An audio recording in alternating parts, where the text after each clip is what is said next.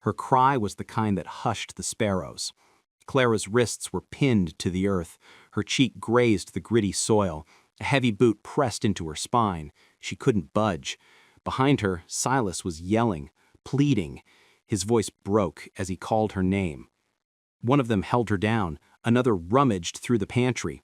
Glass broke, stools toppled, pans crashed to the floor. The third? He was striking Silas with a pickaxe. She heard the thuds. Bone, metal. Then silence. No more pleas. No more names. Just quiet. Then came the demands.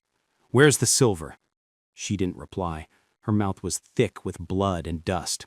They tore shelves from the counter, hurled journals at the walls, pried up planks with iron bars. Still nothing. "She's hiding it," one growled. "He swore he had a cache. Find it." They dragged her to the storeroom, slammed her against the boards. She could barely stand. Blood stained her skirt. That's when she made her break. Through the window. Shards sliced her shoulder. She didn't feel it. She ran. Twigs scratched her cheeks. Her chest burned. The sun was nearly gone. No time to think. Just go. Don't stop. Don't fall. Behind her, boots thumped on wood. Curses. Gunfire. She didn't glance back. A mile out, the forest parted, the ground leveled, and there, at the edge, was the homestead. Caleb Morrow's homestead. He collapsed by the fence, clutching the one thing she'd grabbed, a wooden box, heavy, splintered, worn. She didn't recall taking it, but now she held it like it was her anchor. Caleb was forging steel when he heard the crash. He dropped his hammer, turned, stopped dead. Clara Vance was on her knees in the dirt, dress ripped, blood on her jaw, hair matted with sweat, arms wrapped around a box like it was her kin. He ran to her. She looked up, eyes frantic. "Caleb," she whispered. "They killed him. They're coming." Then she fainted. Caleb lifted her gently. She felt light as air, like fear wrapped in skin. Inside the cabin, he laid her on a bench by the fire, grabbed a clean cloth. "Water. Bourbon," he muttered. He pressed the cloth to her side. She flinched. "Easy," he said softly. "Light. It hurts." "I know," he said softly. "I'll be quick." The bleeding wasn't deep, but enough to leave a trail. Enough for trackers. He eyed the box. Old. Locked. She'd clung to it like it held her heart. What was in that thing? Outside, the wind grew sharp. Too close. Hooves echoed. They were coming. 3 men. Merciless. Armed. Furious. They'd taken one life. Would they take another? Or was Clara Vance about to learn that some men don't flee a fight? Clara stirred with a cough that shook her frame. The scent of charred steel and aged timber filled her nose. For a moment she forgot where she was. Then she saw him. Caleb sat by the fire, watching her, silent, steady. Her side burned like a spark under her skin. She tried to sit up, winced. Caleb leaned closer, voice calm. "Don't move too fast. He lost blood." Clara blinked. "Thought I didn't make it." "You barely did." She exhaled shakily. "They killed him, Caleb. I heard the pickaxe. They laughed, kept tearing through the house. Said he lied about the silver." Caleb listened quiet. "Thing is," she whispered, "he didn't have any damn silver. They thought he stashed something by the shed, maybe under the steps. But Silas never hid anything. We barely had enough to eat." Caleb rubbed his chin. "Sometimes a man boasts to the wrong soul at the wrong hour." Clara nodded. "He loved to talk grand. Said we'd strike it rich someday, buy land in California. But it was just talk. We didn't even own the house." She glanced at the box. I grabbed that on instinct. No idea why. It was under the bench. Maybe Silas stashed something in it. Maybe not. But they'll come for it. Caleb stood, poured bourbon into a tin mug, handed it to her. She sipped, coughed. Panic flashed in her eyes. They saw me run. They'll track me here. Caleb didn't waver. Let 'em try. You don't get it, she said. One of them, big fellow with a scarred lip. He worked for us last fall. Patched the barn. He knows this land, knows where we live. Caleb nodded slowly. Then he knows me, too. Clara stared. Caleb, you're not planning to fight them, are you? He glanced out the window. Wind was rising, storm rolling in from the east. Got a better plan? She fell silent. Caleb moved to the back room, shifted a barrel, revealing a dusty trap door. He looked back. Ever hear of a bolt hole? Clara shook her head. Back in the war, he said. We dug them behind sheds to hide from raiders. Big enough for two, quiet enough to wait 'em out. She sat up straighter. You think they'll check the barn? I'm counting on it. He lifted the trapdoor. You can sit here frettin', or you can help me set a trap they'll never forget. Her eyes met his. The wind howled through the cabin's cracks, and in the distance, a single shot rang out. Just one, but it carried weight. Caleb knew they weren't coming to talk. They were coming to end it. So, who would strike first? The shot echoed across the plains like thunder over parched earth.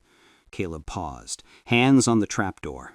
Then came hooves, slow, then quickening, closer.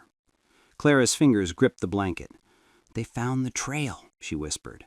Caleb nodded, calm as a man greeting rain after drought. He grabbed his rifle, checked it, gave her a look that spoke volumes. Hide down there. No sound, no light. I can help, she said. He shook his head. Not tonight. She wanted to argue, but his eyes, carrying a soldier's weight, stopped her. She climbed into the dark space. Caleb lowered the lid, covered it with a rug, and doused the lamps. Only the forge's glow remained, casting the room in blood and shadow. Outside, the horses stopped. 3 voices, laughing, cocky. One called, Evening, old man. We're looking for a woman who came this way. Wounded, carrying something of ours. Caleb stayed silent, moving to the side window.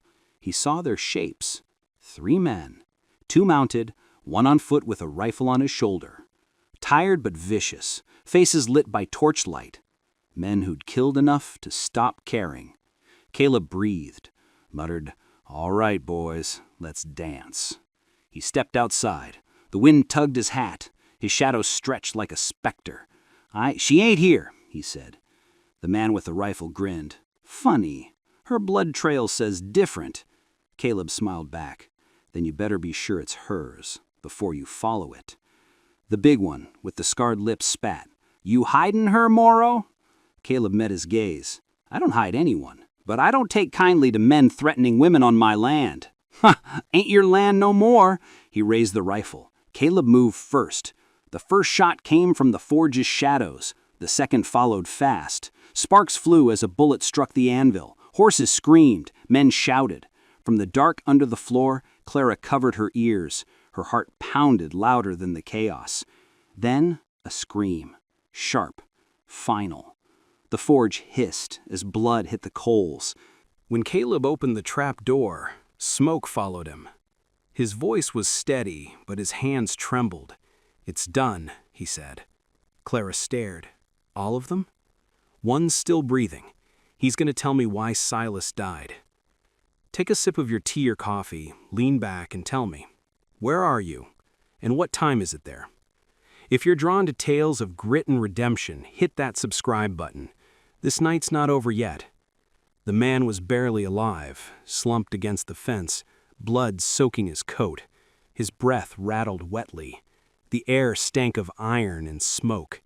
Caleb crouched beside him, the forge's fire flickering on their faces. Why Silas? He asked.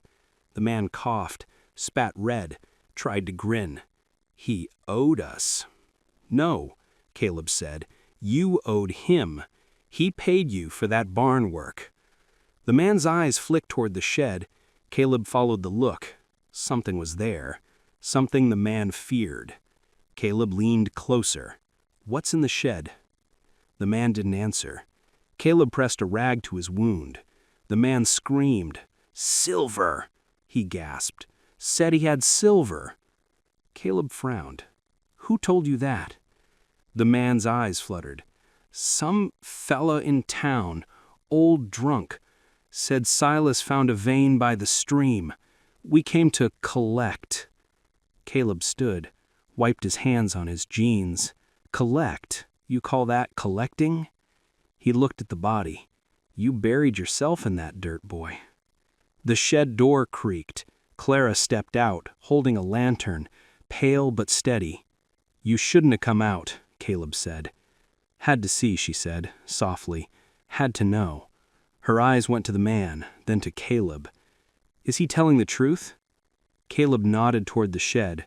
One way to find out. They pushed open the doors. The lantern's light spilled over dirt, old tools, hay, and rust. Clara set the lantern down. "Nothing here." Caleb kicked the ground. It sounded hollow. He knelt, brushed dirt away, revealing a trap door. They exchanged a glance. Caleb lifted it.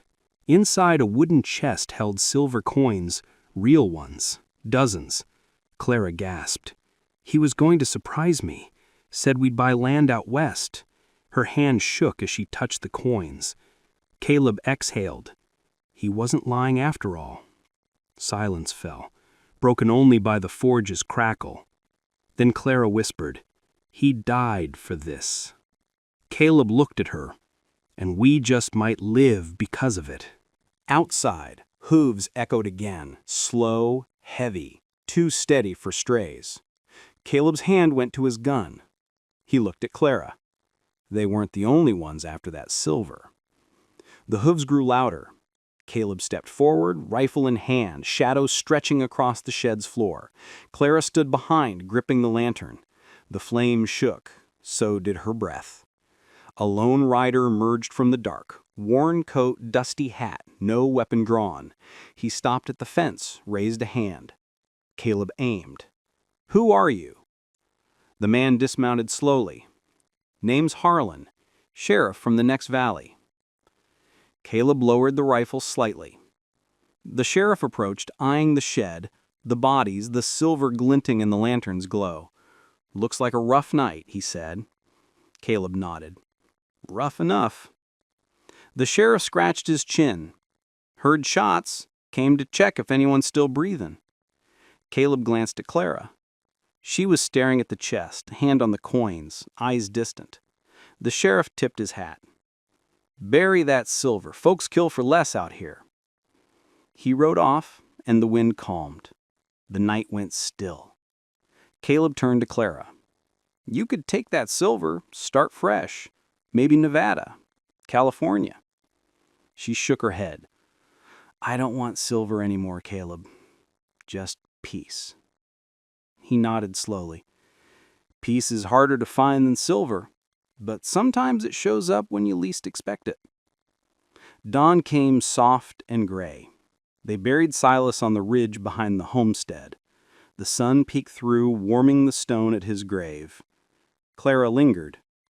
Then she said quietly, "You saved my life." Caleb smiled. "Maybe, but you kept me human." Weeks later, the homestead grew quiet. The forge burned less often. Sometimes in the stillness you'd see them by the fire, talking, laughing, two souls bound by more than chance. Folks in town would retell the tale of the widow who fled through the dark, the old soldier who held his ground, and they'd always end it the same. Sometimes the things that try to break us are what teach us to live again. So maybe that's the lesson, friend. What if the pain you're fleeing is shaping who you're meant to be?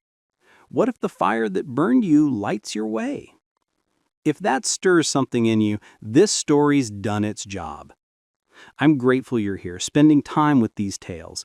I see your comments, some of you listening deep into the night, and I worry. These stories are meant to comfort, to keep you company, not steal your sleep. If it's late, Rest soon. They'll be here tomorrow. My age is catching up. Hours editing these tales at this old desk leave me weary. I'm caring more about my health now, and maybe yours too. Thank you for keeping these Western stories alive. Now tell me, where are you listening from tonight?